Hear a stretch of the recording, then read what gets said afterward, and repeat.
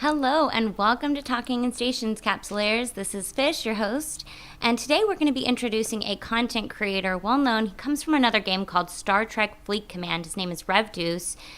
Really great content creator, and he's going to be joining the dark side with us. But before we introduce him, we are going to give a few updates. As you all know, Eve Echoes is set to release on August 13th. And if you haven't already submitted your emojis for the emoji contest, be sure to do so. It's the last day today. I believe we announce the winners tomorrow. So there's been a lot of different, results in there. Been kind of interesting to see everybody's emojis. It'll be exciting to see who wins.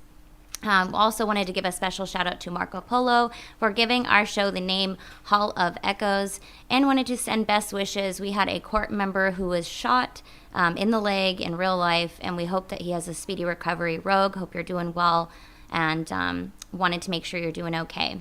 So before we introduce our guest and the Hall of Echoes, we are going to have a blast from the past. About a year ago, in October 11th, I went on open comms and got massively roasted when I first entered into the EVE community.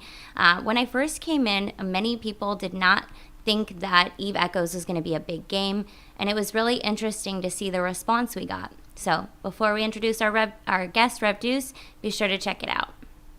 Here we're in the alpha. It looks like this is going to be their big offering and their way of breaking into this section of the market. And frankly, no, but maybe there'll be a gaming company and they'll come in and be nice to everybody and go against every other mobile game on the market and make no money and then go bankrupt. I'm sorry, but the fact that you think that they can't make money is just, narrow-minded. You have no idea, because no one's Hey, ever really, Fish, how much yeah. did CCP pay you, or are you compensated in any way between you or Talking in Stations for talking about the game? I am not compensated in any way by Talking in Stations. How about I have NetEase? not been compensated in any way. Can you by say CCP free Games. Hong I mean, Kong? okay, CCP Scorpion yet? No. Okay. All right. Can I ask, how long have you been playing EVE? I haven't she been played- playing EVE. That's the whole thing. That's I'm the not second. a So big hang on, player, so hang on, but hang I on, hang on. believe So in the how fact do that I you- think EVE Echoes could be a massive bridge between mobile gaming communities But, and okay, PC then gaming how what's do wrong you with second say? And welcome, RevDeuce. How are you doing today? Doing fantastic. How are you? I am fantastic. Just a little fun blast from the past. Got roasted back in October 11th, 2019. Exciting to see some fresh meat, because you are new to the EVE community. Is that right? Yes, is this going to be my roasting session? Is this what we're planning today? No roasting session. You're getting off scot-free today. That's kind of boring. Now, I don't know if I want to do the show.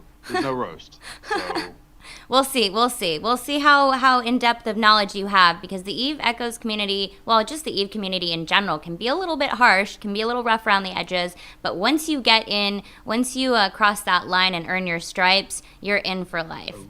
So yeah, I've heard it could be a little bit rough.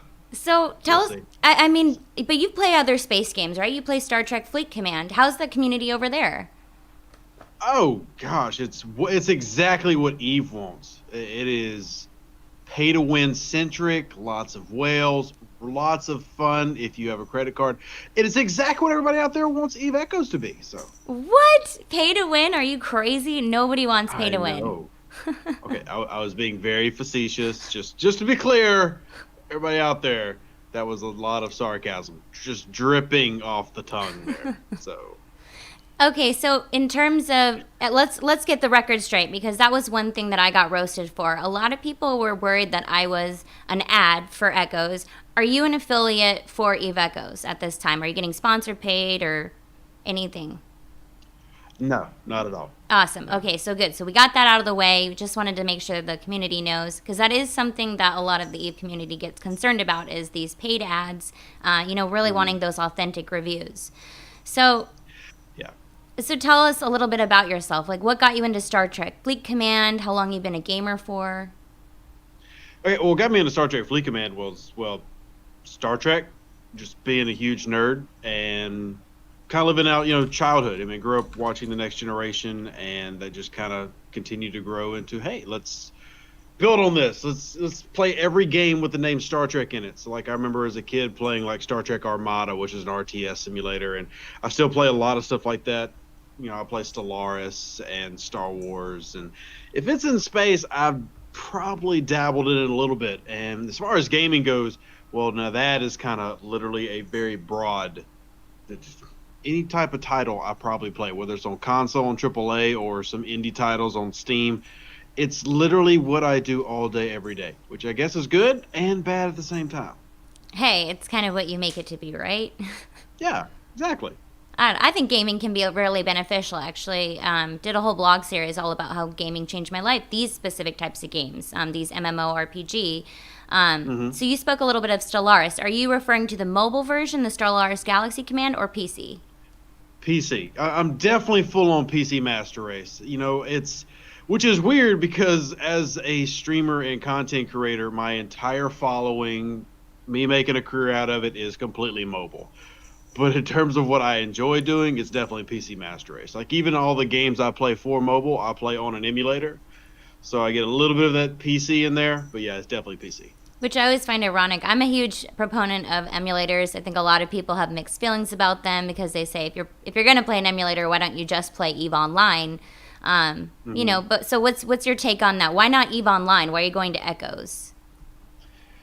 Well, there's a few different reasons, and I think love or hate mobile, it's a lot of the future of gaming, or at least where gaming is at right now, and it's been that way for a long time. I mean, there's definitely some fantastic titles that you can play on PC, and I will always advocate for PC. But, you know, with everybody being so on the go, and I know the whole COVID situation slowed a lot of people down, let you get back into playing PC games, which has been really nice. But with everybody on the go, including myself, you know, it's just always handy to have phones, tablets, everything. And it's nice to actually have games that are, one, nice to look at, two, actually have some depth and a lot of fun. And that's what you're getting with an Eve Echo style game.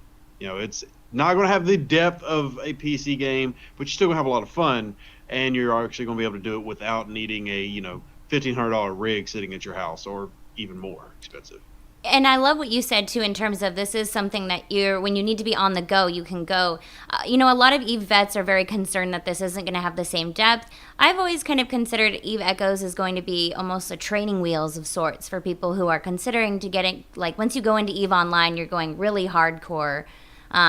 Just because it's a little bit more complex in there. I know they have a little bit more in terms of modules, fittings. The market's a little bit different. Would you say that, yeah, I mean, I know that Echoes hasn't come out yet, but do you think that Eve Echoes is not as complex, or do you think it's not going to be as complex as Eve Online? There will be a little less in terms of complexity, and I think one example is actually we were talking to a lot of people in my Discord today, and they were like, well, can I just fly freely around, or do I need to set static movements and stuff? And where if you play a lot of PC-based space MMOs, Star Trek Online, or really just about any of them, you have freedom of range of movement. I mean, you can actually take control of the ship, fly whatever direction you want manually, all that other stuff. And where Eve Echoes is more of a point and click to go. It's still three-dimensional space. It's still setting, you know, targets and waypoints and everything. And so, yes, there is a little bit of a lower level in terms of complexity, and that's going to happen when you go from, like, anybody. Obviously, you can't see it because you're looking at a camera, but you see I've got a battle station of a massive desk that's like 2.5 feet deep, 4 foot wide. There's another one behind it, 4 monitors, 60-inch screen. So when you go from having a massive station in terms of a computer where you can do all those things to a small device that's typically 6 to 7 inches, you're going to lose a little bit of complexity. So it's trying to maintain that same level of fun, though, I think, is for everybody. You can have the same level of fun. That's what matters. 100%. And in terms of Star Trek Fleet Command, are you going to stop playing and then just go full force in Eve Echoes, or how is that going to work? What's the crossover going to look like for you? Oh, I guess that depends on how fun Eve Echoes ends up being for me. I'm going to do both full scale, but I don't plan on leaving Star Trek Fleet Command, one, because it's Star Trek, and I think everybody out there has got that IP, just that whatever it is for you that you just follow, and just whatever is the latest game of that. You know, it's like for my wife, it's Watch Dogs. She's always going, it doesn't matter what game comes out, she's always going to have some form of Watch Dogs love happening because that's just like her favorite series right now. I think I'm always going to be in Star Trek, but as far as Eve Echoes, definitely going full on. And one of the things that I'm looking forward to the most is just The community and the size of the servers. Because one thing that's going to set Eve Echoes apart from a lot of games of its type in the mobile arena is instead of being on a server with like 1,200 people or 1,000 people, 200,000 people. I mean, just a massive world, which is going to be very fun and very unique, I think, for a mobile setting. Especially as a sandbox. Like, that's one of the biggest things in terms of these types of sandbox games. Really, the players make the environment. So it'll be how engaging those types of players are. I think that's going to contribute a lot to how engaging Eve Echoes will be. Mm-hmm. Now, in terms of Eve Echoes versus Star Trek Fleet Command, there's, obviously different development teams. What are some things that have happened in Star Trek Fleet Command that you hope does not happen in Eve Echoes? Oh gosh, that's kind of an easy one. So one of the things I love about Eve Echoes, just coming into the process and talking with the community manager Joseph and getting an idea how the payment structure is going to be built. Yeah, let's go ahead and talk about the money issue. How about we do that? Because I know that's the big thing everybody from Eve Online is worried about.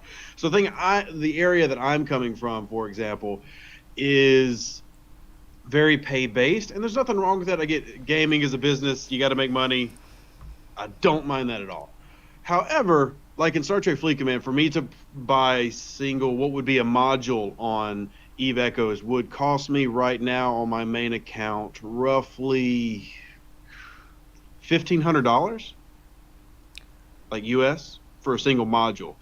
It's become a very yes, you can get anything in the game in Star Trek Fleet Command if you hardcore grind it, but it might literally take years, or you spend a ton of money, and that is something that I don't like. I don't see how a quote unquote whale can come into Eve Echoes day one and just be like there. They're not going to have a flashy Titan that they can just drop $100,000 on and just kill you as soon as you enter a system. I mean, there's going to have to be a level of grind for everybody. So I immediately like that aspect. Whereas in Star Trek Fleet Command, if you really want to, day one, you can start dropping cash and be better than everybody. And I'm glad that aspect's not going to be here. And that's a great point. How is the market economy in there? Do they have a market system? Because in Eve Echoes, for example, if someone flies out, people aren't going to really have Titans to start off, but let's say someone flies out with, Phantasm, Cinnaball, and they've spent money, but they don't know how to fly it. If a noob is flying a really expensive ship, more experienced players can shoot them down and kill them, loot them, and then take all that loot, sell it on the market, and then they can not only with that ISK, they can buy their game time with Plex. So that's a really unique kind of market system. Is there something like that in Star Trek, or does that not exist? It does not exist. So there is no market at all in Star Trek Fleet Command. It's something that we've actually asked for 2 years, and in the original plans it was going to have one. But the trouble with the market is, if you have a market, then instead of getting it from the store, you're getting it from the market. And like I said, I wasn't exaggerating. I mean, there are people who have spent 7 digits on Star Trek Fleet Command. And I love, there's so many things about Star Trek Fleet Command I love, including the community. So I'm not just trying to dump on the game, but in terms of what I think is going to help set Eve Echoes apart, I think I'm going to drop, $50 day one, and that's literally all I can really drop on Eve Echoes. Is it? Yeah, I think pretty much. I mean, I'm in the same boat. I'm going full force. I'm going straight for the Omega, and then you can buy one-time purchases of a few cognitive skills, which basically give you, faster ways to skill up your points. But there's not really going to be a bunch of little loot boxes or packs that you can buy. And I think that's going to be huge for people in terms of being able to actually play. In a different mobile game I played called Nova Empire, they had so many packs that eventually our core members who couldn't afford to keep up with it kind of destroys the team in a different way, and that it's super demoralizing. You have people who kind of sponsor other people's packs and try to do that, but that can only last for so long. Yeah, I mean, now we say it can only last for so long. Star Trek Fleet Command has been going 2 years and it's still vibrant. They're literally growing. So it's that I would say that as a gamer, as a lifelong gamer, the fact that that level of monetization is one, you can do that. Like, it's not that it's like we have in this paradigm that for gamers we hold. It's almost like we're being hopeful that, well, if a game does that, it can't survive long term. Well, the truth is they can, because people allow that to happen. So I'm glad that Eve's not trying to go down that route and just be that, because so many other games are. I mean, Second Galaxy was another recent example. While it doesn't have the following, so it's not really, blowing up in terms of membership. I mean, something that has a big IP like Star Trek is just going to keep on going and being able to keep on doing that. And you've seen other games that have used monetization to survive long term, like Clash of Clans. It's still not to the level that other games are, but I said the main point, like I said, which is the initial I'm looking forward to, is the fact that Eve, if you want to, you can come in, you can grind it out as an alpha clone and be free to play, or you literally drop $15 and you're not doing anything. I mean, that doesn't hurt you. If you're a grown up with a stable job, your entertainment budget can cover $15 a month. 100%. And I think too, in terms of long-term player retention, that's a big point of contention for mobile gamers, because EVE Online has been around since 2003, and I haven't. Yeah. In terms of mobile games, you're right. They can last. We have this hope that they're just going to not necessarily last, but they do have that quick cash grab, and they kind of just recycle players. I think the big thing that we'll be excited to see in Eve Echoes is that they are going to try to retain their players and allow players to build the story, because a lot of fun that comes into Eve is the role play aspect. So speaking of role play and speaking of lore, have you decided which faction you're going to choose? I am struggling with 3 of them, to be completely honest. So my style and like my entire persona on YouTube it's a very pirate-based lifestyle. I mean, and especially with Star Trek, the Klingon-based. I mean, if y'all see the logo that she was nice enough to throw up, that's part of my logos. Yeah, I've got my Batleth actually hanging on the wall over there. If you want to talk about how level of nerd I am, I think I'll be accepted for my level of nerdiness, but a real metal Batleth over there. So the pirates, so the Minmatar is obviously very alluring, but then I also just, Minmatar. They don't trust in the rust. Well, yeah. It's just they don't have the prettiest ships, and that honestly, as also a car guy, that bothers me. Like, I don't want the rust bucket, but I love the ideology behind the rust buckets. It almost, I feel like if I choose that race, I'm jumping myself into Firefly, which is another series that I'm automatically in love with. So there's a lot of me that really wants to go there, and then there's this other like, ooh, pretty ship, look at that. Yeah, so I'm pretty sure that's the route I'm going to go, but I'm still not 100%. And we can't. You can fly kind of any ship, use any modules per race. But yeah, I get what you're saying. That it's the idea, and it's the starting spot of where you're actually going to begin and all that other stuff. So I mean, what you choose, especially if you're a newcomer coming, because of my followers, like on YouTube, I think we're at like 15,000 plus all the others. Most of the people that I'm bringing with me to Eve Echoes are completely new to Eve. So whatever race they choose, even though it doesn't really determine how things are going to be for them in game, it does give them their initial immersion, I guess you could say. And it's a big decision. Now, for all those who've been playing since 2003, no, it's not a big decision for you. You've done it all. You don't care. But for all of us little newbies coming in, yeah, we're all bright light, big, bushy tail, wide-eyed. So it definitely matters. It matters. And if worst case comes to worst, you can always just choose race based on what you think it looks the best. So I think a lot of people end up just saying, okay, this one looks cool, I'm going to just go with this one. And if you want to make a shield tank, you can make a shield tank no matter what you choose. But exactly. Still, just to get in there, you got to pick one. You got to pick the right one. It's kind of nostalgic. It plays into that nostalgia. Now, in terms of pirate, you said you're a pirate. So what kind of play style are we going to be expecting from you and your corp that's going to be coming in? So one of my favorite things that I play like in Star Trek Fleet Command is if it's blue, it dies. Basically, if you're a player, you die. Simple as that. Now, of course, there's allies and stuff like that you can jump with and all that, and you can form up teams. But my play style is, you know what? Why should I mine all day? Make 7 accounts. Why should I be an industrialist when I can just take your stuff? So yeah, maybe form a nice little 300-400 person wolf pack and just run a couple systems. That's my ideology. Now obviously the color scheme's a little bit different in Eve Echoes, but that's the kind of idea. I mean, I'm going to take the stuff because I would rather you work for it than me work for it. Can't stop, won't stop till that loot drops, right? Bam. Now, in Eve Echoes, blue means ally, so it means you're friendly. Yeah, no, it's flip. Hits the end of that statement where we got to flip that, Because now it's going to be red.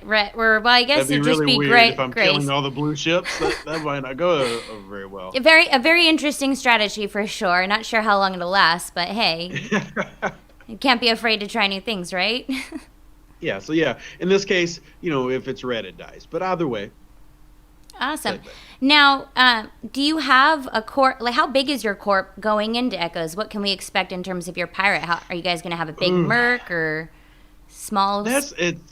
We're still working on that. I mean, if I went by how many people have said they want to come to Eve Echoes and join my corp, I'm already pushing the 200 limit, if not way above it. So, I mean, we've actually debated, should we have multiple corps? What should we do here? But I also understand that, a lot of people are going to try it out and maybe it's not for them, or they're going to try it out and they need a more experienced group. So we're going to start off with a singular corp and build on that and see where it goes. But I don't know. We're going to have to wait and see, man. Maybe we'll just have 3 corps. Why not? I like it. The crawl, walk, run methodology always turns out working in a lot of cases. We know that a lot of alliances are starting to form. There's a lot of big blob drama between the blobs that are all making alliances and then they're arguing with each other. So I don't know. I'm kind of trying to. Yeah, I'm kind of hesitant. Too many alliances means too few people to shoot. So what's the fun if everybody is allied to each other? I like the way that you're thinking. I think we've got a few similar mindsets here. It's if you can't shoot your friend in a game and laugh about it, why are you even playing the game? Sometimes the best allies are the ones that you shoot first. It's just good training, right? You're just training them. Yeah, exactly. I mean, come on, it's supposed to be a game. And besides, what's the number one rule of Eve? Trust no one. Don't make alliances. They're going to betray you anyway. When you undock, you consent to PvP. Exactly. So, in terms of content creation, what got you into content creation? How long did it take for you to become full-time? Because this is your full-time work, correct? Yeah, that's what I do for a living. Yeah, for all you people out there saying that millennials are just lazy bums, you're right. And guess what? It pays. Happy to be here. What actually got me into content creation is kind of a weird roundabout way. So I, by trade, am an IT professional. I was an IT director for a small MSP. All the IT nerds know what that is. And I also, my first way into streaming was actually training and working with, I was trained as an NFL scout, started doing articles on scouting reports and stuff for the NFL. Well, not for the NFL, but covering teams and stuff like that. And that led into YouTube streaming for vlogs and podcasts and doing breakdowns. And then when I really just kind of decided, I got to a point where, I've got 2 kids now and I just want to be at the house more. Like, I just wanted to be around my family. So I started segueing that into gaming and the football stuff at the same time. And after about 6 months, it grew to a point where I was financially stable because I spent a lot of time in growing it through both channels. And I decided to put in a 3-month plan. I said, if I reach this goal by 3 months, I quit my day job and do this full time. And I exceeded that goal, and I have been full-time through the gaming channel mostly, as well as doing the, scouting and things like that for like the Athletic and Canal Street Chronicles on the side. So between those 2 things, almost 2 years of full-time as a streamer. Well, and then, happened circumstance, with everything that's going on with COVID, kind of ended up working out where now you have a job where you already work from home. So it's kind of nice. It's kind of been foolproof for you, sounds like. Some of it's nice until, I think my butt has gotten completely flat. I've lost all curvature of butt sitting in seats all day. That really sucks. That's a bum. But, it is really nice. And I think one of the things that so many people forget, I think that's one great thing about gaming is it allows us to get into another world, is we get so caught up in the everyday of work and doing things that we don't like that just being at home gaming, getting paid to do something you enjoy, that should be really what everybody focuses on trying to do in life, not trying to turn this into a TED Talk. But why not? So I enjoy what I do. I love what I do, and I can't wait to blow you up doing it. It's only, I think Nam said it on Facebook, it's going to only be a few more days until we have a chance to destroy your shit. Oh, don't worry. I plan on spending my money, getting my free ship, and going straight into the most dangerous space I can to die. Just, you know what? Why not? Let's go explore. Excellent. That's a good method. So in terms of content creation, for anyone who is an aspiring content creator, what would be your best piece of advice for them? oh man, this actually really gets to me. If they are now, when you say aspiring content creator, are you talking about somebody who just wants to do it for fun, or are you talking about somebody who wants to do it like I do it? Just because there's a difference there. Let's touch on both. Maybe if someone wants to just do it for Okay. fun, maybe start off as fun. They learn that they like it, and then they want to go into a job. Yeah, so if you just like, you just want to do content creation for fun, honestly, the simplest way you can do it is to jump on Discord. Discord now lets you live stream like games as well as stay in a voice chat and just do it with your friends. The biggest thing about streaming, especially streaming, is you gotta have personality. I mean, if you're just a boring person, and there's nothing wrong with being that in real life, but nobody wants to watch you be boring. And honestly, isn't that what like 90% of Twitch and YouTube streamers, they're just boring. They're just sitting there clicking their mouse, staring at their screen. There's no interaction, there's no personality, there's no like, why do I want to follow this person? So the first thing, you either have to build a personality, create a character, or just have a lot of energy. And that's step one. Step two is, if you want to be a streamer and you want to do it professionally, please don't go on all these Facebook groups and listen to all these idiots who say, well, you have to just treat it as a game, and if you make money, that's an extra bonus. No, that's stupid. If you want to be a successful streamer, you treat this as a business. You devote your time and effort into treating this as a business. You actually set schedules. You actually devote resources into it. You treat it as if you have a small startup business. Anybody who tells you to just become a streamer and just have fun out there, yeah, you're going to fail. If you really want to be successful, the first 6 months of me doing content creation was spending 20 to 40 hours a week not making a dime, until it finally grew enough through social media marketing and just organic growth to where I could build it and start supporting it financially. If you want to be a content creator, be prepared to, just like a small business, make almost nothing to nothing until you finally make it big.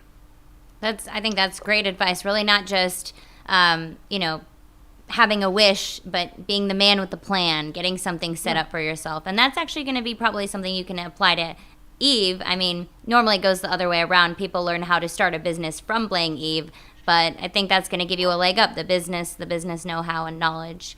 Well, thank you so much for joining us, Rev. I think that's all the time we have for today. Is there any shout-outs you want to give before we sign off? Shout-outs. I'd like to thank my mom. Shout out Jean-Luc Picard. You brought me to where I am today. I'm the man I am today. Thanks to you. No, I don't really have anything. Yeah, it's been fun being here. Hopefully the chat has been interesting. I was actually able to just scroll around the YouTube chat and saw some of the veteran shocks when I was talking about, pack prices and everything. Like, I had to bring y'all over to my live stream one day so y'all could see Star Trek Fleet Command and be like, you know what? I don't mind that Eve Echoes is going to charge a little bit of money. Like, all the Eve online people that are worried about money, like, come over to my world of monetization and mobile gaming, and you'll be like, you know what? It's not going to be that bad. It's going to be okay. I totally hear what you're saying, because when I came over from Nova Empire, I was trying to explain to e-veterans, I'm like, you guys don't know what bad developers are. They just changed our our warehouse to a workshop without giving any sort of, prior knowledge or updates or anything. But the Netties and CCP devs working hand in hand do give lots of announcements. They do take feedback. They're not always going to listen to what we say, because sometimes they have to save the community from itself. But they're definitely very communicative, which is a stark contrast from other mobile games we've seen. Yeah, it definitely is. So I look forward to the 13th. Seeing you out there in space. I'll see you out there in space. Beware. I'll be ready to shoot. I'm going to shoot first. So we'll see about that. Have a good one. I haven't been a super big Eve player. I haven't been here long term. But what I kind of see is an interesting bridge between two communities. And that is going to be the Eve Online community and Eve Echoes. For me personally, I see that as being a massive bridge between two gaming communities. Mobile gaming communities, I think, have always been kind of seen as these people who are fickle, not really dedicated, but I do think there's a great audience in there that are actually more dedicated than people can realize. So there's a huge opportunity as far as game integration. You've got your dedicated online vets, and it would be really interesting to see how they can kind of blend in with a mobile gaming community that's interested in playing a game like Eve Online, but just not ready to join the PC gaming community, so to speak.